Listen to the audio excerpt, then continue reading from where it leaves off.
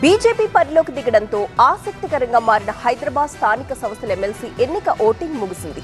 BRS voting కి దూరంగా ఉన్న కాంగ్రెస్ మాత్రం ఎంఐఎం కి మద్దతు ఇవ్వాలని నిర్ణయించుకుని పోలింగ్ లో పాల్గొంది. హైదరాబాద్ జిల్లా స్థానిక సంస్థల ఎమ్మెల్సీ ఎన్నిక పోలింగ్ ప్రశాంతంగా ముగిసింది. మొత్తం 112 ఓట్లకు గాను 88 ఓట్లు పోలయ్యాయి.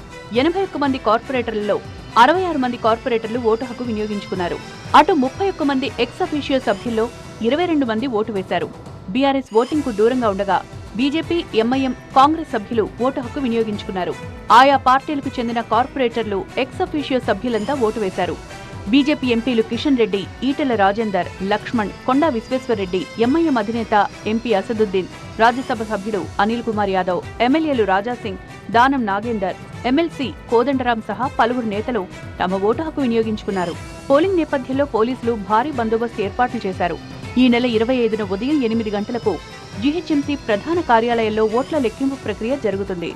బీజేపీ అభ్యర్థి బరిలోకి దిగడంతో 22 ఏళ్ల తర్వాత హైదరాబాద్ లోకల్ బాడీ స్థానానికి ఎమ్మెల్సీ ఎన్నికలు జరిగాయి. కాంగ్రెస్, బీఆర్ఎస్ ఎన్నికల్లో పోటీకి దూరంగా ఉన్నాయి. బీఆర్ఎస్ ఓటింగ్లో సైతం పాల్గొనబోమని ప్రకటించింది. దీంతో ఎంఐఎం, బీజేపీ మధ్య పోటీ నెలకొంది.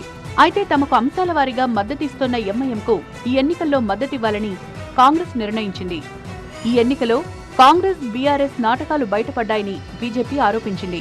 ఎంఐఎంకు కాంగ్రెస్ తొత్తుగా మారిందని బీజేపీ ఎమ్మెల్సీ అభ్యర్థి గౌతమ్ రావు ఆరోపించారు.